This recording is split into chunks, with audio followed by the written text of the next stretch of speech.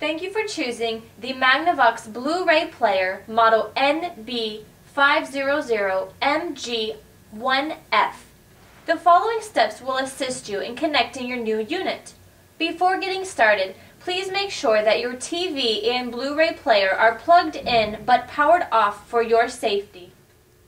Please begin by connecting one end of your HDMI cable to the HDMI out connection on the Blu-ray player.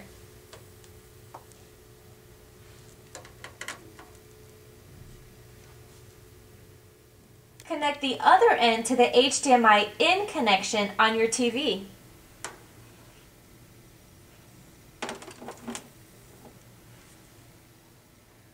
Once you've connected your HDMI cable correctly, power on your TV and Blu-ray player.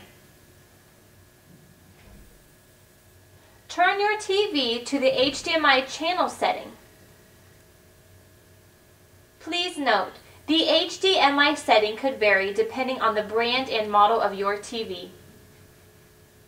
You can now insert your Blu-ray disc for your viewing pleasure.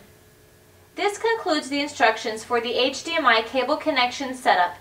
Should you need further assistance, please contact the 800 number found in your owner's manual.